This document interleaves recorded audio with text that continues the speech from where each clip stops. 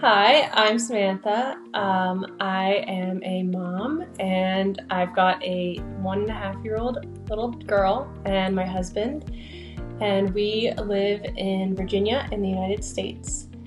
I was diagnosed with stage 4 breast cancer when I was 22 in March of 2019. I remember it was the day after Valentine's Day because my mom always loves to do a Valentine's Day celebration with all of our family. My husband and I, who he was my boyfriend at the time, we weren't married yet. We were like the celebration had ended, and we were just sitting on the couch watching TV downstairs. And he, every time I explain this, I think that people think that there was something more going on, but I promise you, he just hugged me from behind. And when he hugged me from behind, um, I just felt some pain in my left breast, like he squeezed me really tight. And I was like, oh, that's weird. So then I felt it and I realized that there was a lump there. Went to just like my regular doctor who was like, oh, it's nothing. You're so young. It can't be breast cancer. And then they were like, just try to put a warm compress on it. And then that did nothing. And then they put me on antibiotics thinking it was an infection. And since amoxicillin doesn't cure breast cancer, that didn't really help anything. So finally, they sent me for an ultrasound, and the ultrasound tech looked at it and said, wow, like this looks like an infection, but you're 22, and I've never seen breast cancer in a 22-year-old, so that's not what it is. But just in case, like, you can go get a biopsy if you want. And I almost left the hospital that day, and I probably would have just gone home and done nothing about it because he said that and that it wasn't urgent. But he was like, oh, there's an opening right now. You can just go walk over there. So I ended up walking over there and getting the biopsy. And then it came back as abnormal cells, had to go in for a second biopsy. And that one told us that it was breast cancer. When you're 22 and you recently graduated college, cancer is not really a thing that's on your mind at all. My breast surgeon was really nice because she called me on her personal cell phone, actually, the first day when the abnormal cells came back, and she was like, I think you need to come in again. I went in again, and I think that's when she started to prepare me, because she drew it out on a piece of paper and was like, well, cells can look like this, but sometimes in the milk ducts they can break out, and then that's cancer. And she was kind of trying to explain it to me, saying that it could still not be cancer, but if it is cancer, that's what it is. And apparently there's one type of abnormal cell that's not cancer. And so I was just kind of thinking, oh, it has to be that. But looking back on it, I think the breast surgeon was really thinking that it was cancer and trying to prepare me for it. So I did have a little bit of preparation. And then she ended up calling me when she found out that it was cancer. And she said, you can come. I've cleared out like an appointment for you at the end of the day. And we should know more information, like the hormone receptor statuses and stuff at that point. So she told me on the phone, and then she scheduled an appointment so that I could go and talk to my family and get all of the questions written down that I wanted to ask, and then could go talk to her at the appointment. So I think that I didn't really know anything. I just kind of was like, oh, this must just be like, stage 1 cancer or something. I think I went through it in stages, always thinking that it was the least concerning thing. And so I don't think that there was like this big shock all at once. And it kind of just like came about over time as we had more questions and learned more about it. I think she was suspicious right when I walked in. She was like, I want to go check on the lymph nodes under your arm because that's the first place the cancer spreads. So that's the first thing that I did. My boyfriend, my mom, my dad, and another doctor friend all came to the appointment with me because they all had questions and all wanted to like help me and know all the information. And they went into a separate room, and she took me back and did the biopsy under my arm because she felt a bad lymph node. So she was like, okay, like that tells me more information that this is like a little bit more invasive. And so then when we went back into the room with everybody, we kind of were sitting around this big table because they had to put us I brought so many people that they had to put us in a bigger room than like a regular patient room. And she kind of laid out a plan. She was like, it was March. So she said, we should be done with all of your active treatment by Christmas. And that was kind of cool to hear. And she was like, hopefully, like, this will all be behind you one day. She said the standard is chemo, then surgery, which was going to be a lumpectomy or a mastectomy, and then radiation. And then since my cancer was hormone positive, it would be some years of hormone therapy after that. So she was like, you'll be done with radiation by Christmas. There was a few hiccups in there. I had to stop chemo early because it happens a lot on Taxol chemo. It causes neuropathy in your fingers, and it got too bad, and my oncologist didn't want permanent nerve damage to happen. So I stopped at that early, which at the time I was a little bummed about because it made me feel like I wasn't doing everything that I could, but it's just standard, and that's just what happens when your side effects get too bad. And then originally, all of my doctors wanted me to do a double mastectomy because I was young, and a lot of younger women choose a double mastectomy because it's like it gives people peace of mind, I think, to make sure they're removing all of the breast tissue, so it takes away like where the cancer can grow. But then I had a scan, and there was one spot in one of my ribs, and they weren't positive it was cancer, and it was in such a weird spot that it wasn't able to be biopsied.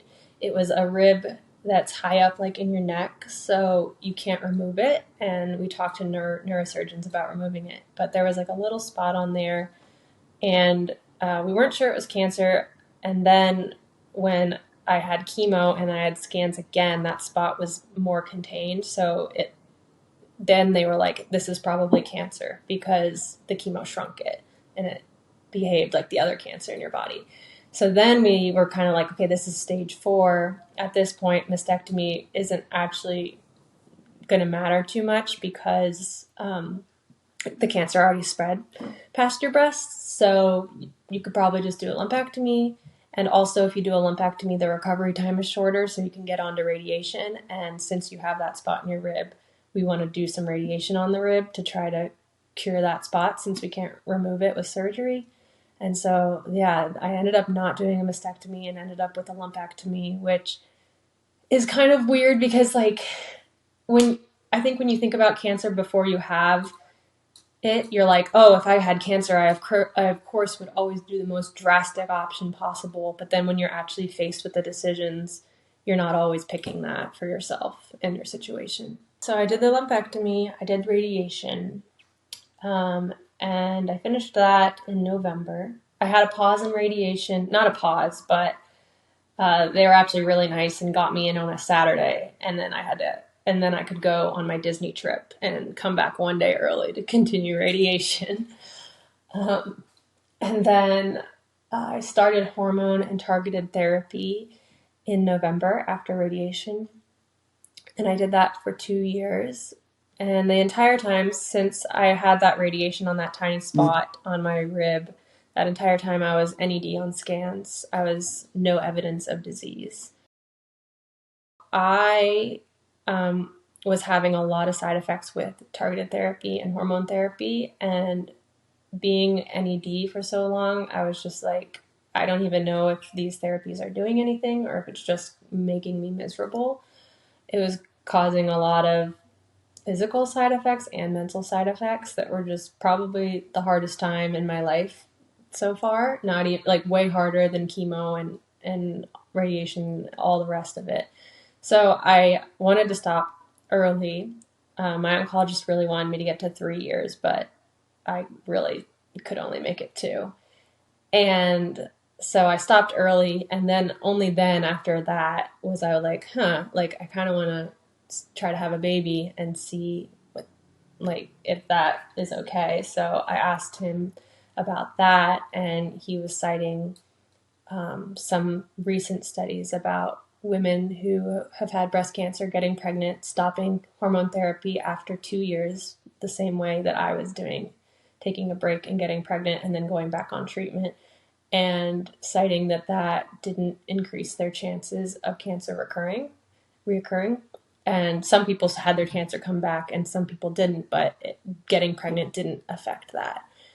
And the study was for stage 3 and below and not stage 4. But since I only had a tiny spot of cancer and it wasn't in multiple places throughout my body, it was kind of like my case was not as bad of a stage 4 case, if that makes sense. So we were just hopeful that I was cured at that point and that getting pregnant would be fine.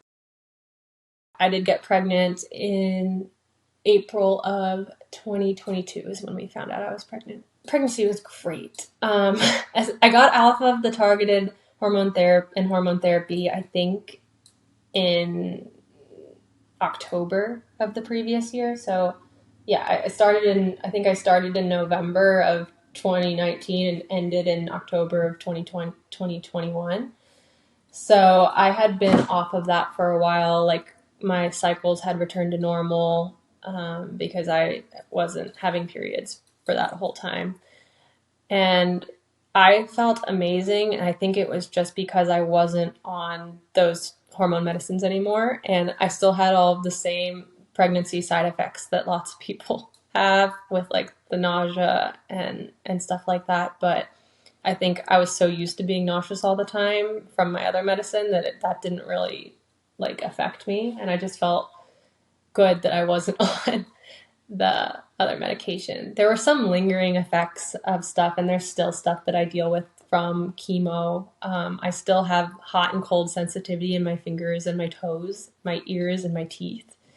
That's, I think, from Taxol chemotherapy. And then I have dry eye problems that I think is from chemotherapy and also targeted therapy. But there really aren't too many lingering side effects. I think it can be hard because people think they don't want their cancer to come back. They don't want their child to be left without a mother. And I think that is the main worry that people have. My philosophy on it is that you don't know, you're not a statistic, you don't know what could happen in your life, and you can't let the fear of cancer coming back control your life. You can't make every decision in your life based off of what if my cancer comes back, because you'll drive yourself completely crazy. So I try to always live by like, if I can, then I will. And if I feel good, then I'm going to do this or that. And it's not a decision that, I just made like easily. We spoke to our doctor about it, and my husband and I talked through it, and we did what was best for him and what was best for our family specifically. So it's not for everybody, and you have to figure it out for yourself. And then there's obviously all the medical questions that you need to ask your doctor about. But I think it can be a really good thing, and it's a thing that is definitely possible. And there's a lot of new research that's coming out that is making this a thing that a lot of women are starting to do now. And you don't have to be afraid of, having hormones in your body after having hormone positive cancer. We moved in the middle of my pregnancy to Alaska. So we were away from my oncologist for a while. I was still keeping in touch with him. But we were basically just hopeful that I was cured since I had scans that showed that for so long. After she was born, I was breastfeeding her. So we didn't do a bunch of monitoring because I was still feeling good and there was no new symptoms. And I forget the term that they use. I think it's like unexplainable continuous pain or something like that, like some symptom that is not explained by something else. But then I ended up on a mountain. We were taking family photos, and I collapsed to the ground. My back was hurting so bad I couldn't get back up. I had these 5 guys that were like walking by, had to lift me into the car. went to the ER that day and eventually had a scan, found out that I had a fracture in my spine because there was cancer growing in it and it crushed the vertebrae, and that's what was causing all of that pain. And there were several other lesions throughout my spine and pelvis that were found on the MRI.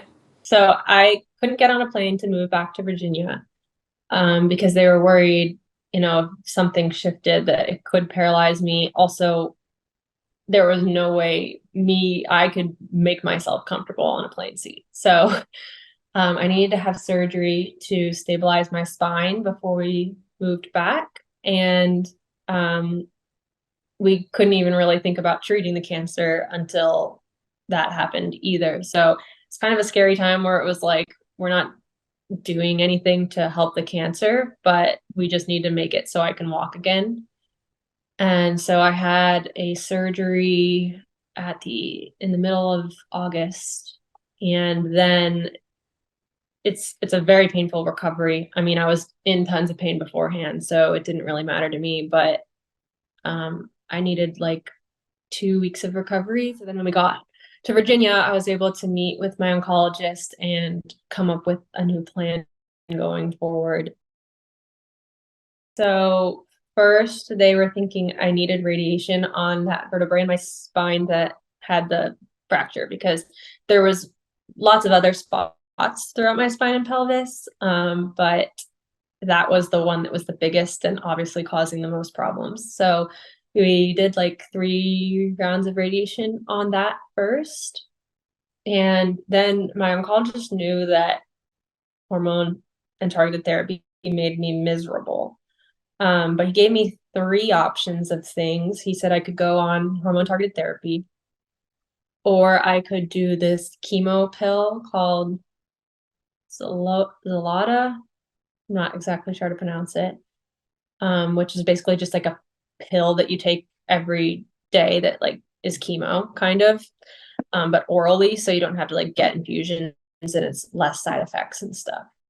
Or I could try to get on this clinical trial that was going on. And the reason that he was excited about the clinical trial was that it used this new radium drug that specifically targets bone metastases, which is what I had because I had it throughout my spine.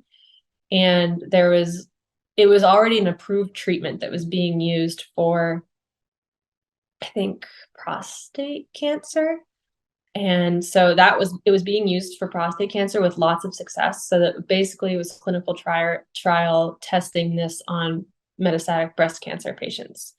So that's what we went with, because he was like, this could like get rid of all of the stuff that's in your bones. But the problem was that I didn't know which group I was going to get in.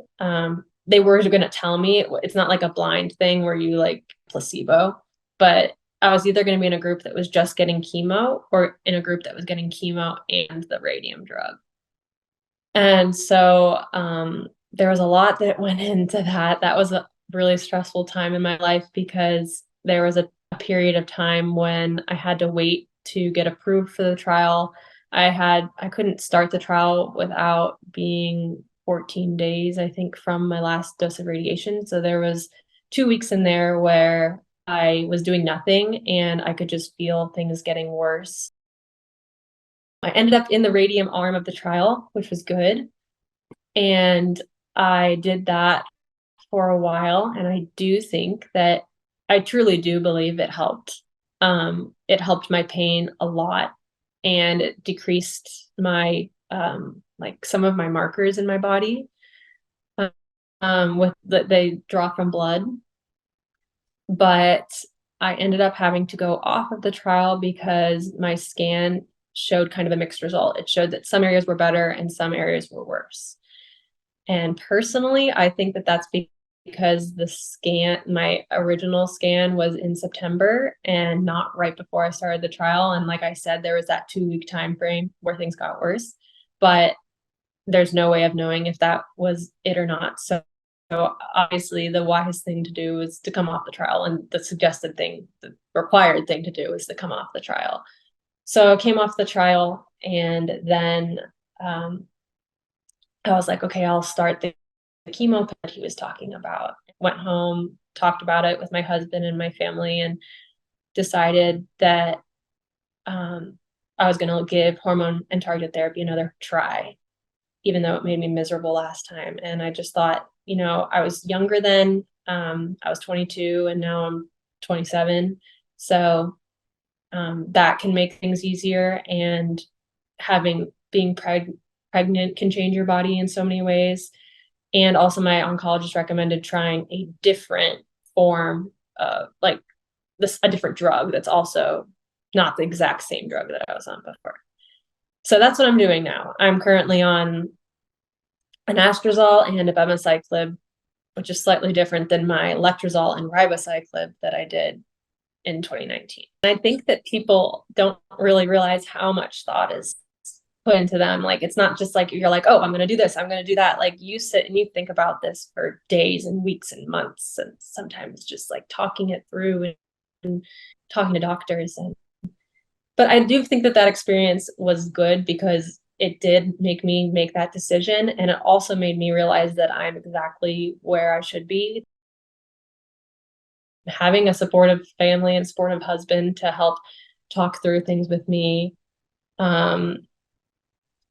I think about it. I'll think about things a lot, pray about stuff all the time, just trying to get wisdom to make all these decisions in a way that's going to be the best for myself, my husband, my daughter. It's not just about the patient.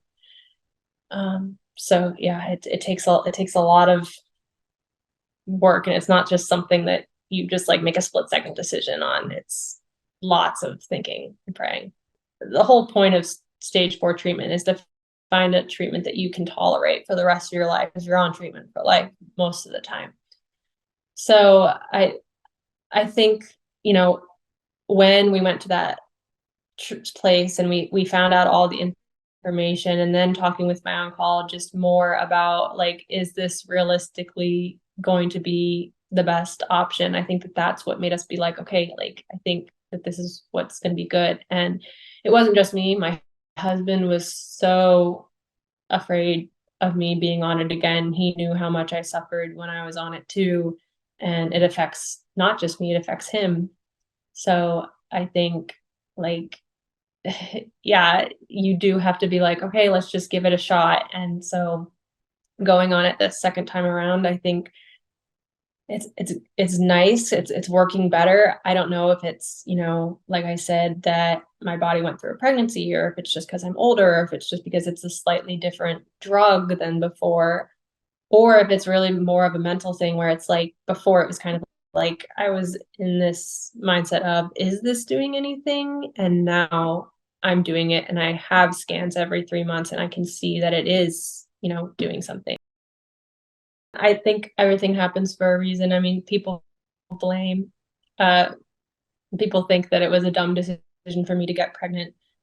But, having her, I think, really is what made me do this treatment in the first place. I think that if I didn't have a baby who was so dependent on me, I don't think I would have even considered going back on the hormone therapy. I don't think I even would have done it. I think I would have just done the chemo pill, and it could have worked, but it could have not worked. And so I think having her around and having this huge drive to live for as long as possible because of her is really what made me even try it in the first place. And it's just, I wouldn't have even known that it would be better this time around. So it's so many things just happen for a reason. I did recently have to have surgery because the treatment was working in most places in my body, but there was a tumor in my breast that was still growing. So we made the decision to just remove that tumor in my breast. I didn't need general anesthesia. I just had like the regular stuff. I'm having a little bit of pain, like on the incision, They gave me Tylenol right before my surgery, so they said I can't take it again until 5:30, but I don't think I really need it. It's not like so much pain where like I need Tylenol, but I wouldn't want someone like slapping me in the breast. You know? There's the incision. It's not too bad. That's about how big it is. I truly believe that a cancer diagnosis is harder on the family members than on the person going through it, because the family members love you and want you to be healthy, and you're just kind of going through it. I think that a lot of family members feel like they're being pushed away and that they're not wanted and that they, don't need this. And I think my instinct is to kind of do that and to not want to put a burden on them. But at the end of the day, it's really important that they're there. And I think that the best thing that a family member can do is to just be there and to listen. And it's going to be different for everybody what to say and what to do. But that's a good place to start, at least. Be there and listen. I just want to bring awareness to younger women because it is more common now. Every day I hear of someone young that is getting it. And you can have your theories about what causes it. And it's funny because some people are like, you need to go vegan. And some people are like, you need to be on a carnivore diet. And it's like, nobody knows. So I really just want to bring awareness to younger people to just be like, you are not immune from this. You should be doing self-breast exams at home. It's easy to do. Just do it yourself because you are too young to get a mammogram. I still haven't had a mammogram, and I've had breast cancer for 5 years because my breasts are too dense because I'm too young and I can't see anything on them. So I think that it should definitely be something that's on your radar. And even if a doctor tells you like, oh, you're too young, it can't be this, like, statistically, probably not, but you're your own person, so it can still happen to anybody. I just want people to not wait. If you want to do a thing, do a thing. You never know when your life is going to dramatically change. And I've gone through periods of time in my life where I'm like, oh my gosh, like I didn't even realize how much I enjoyed picking my baby up and rocking her to sleep. And then all of a sudden it's taken away from you. And, when we moved to Alaska, it was kind of this crazy thing. It was like, well, why are you going to Alaska? Like, don't you want to save your money? And it's like, well, we had this opportunity and we're going to move to Alaska for a year. And we just went and we did it, and probably could never do that again because now I'm back needing all of this treatment back in Virginia where my original diagnosis and my original team is. So I think if you want to do something, do it while you can. And you never know when you're physically not going to be able to do it.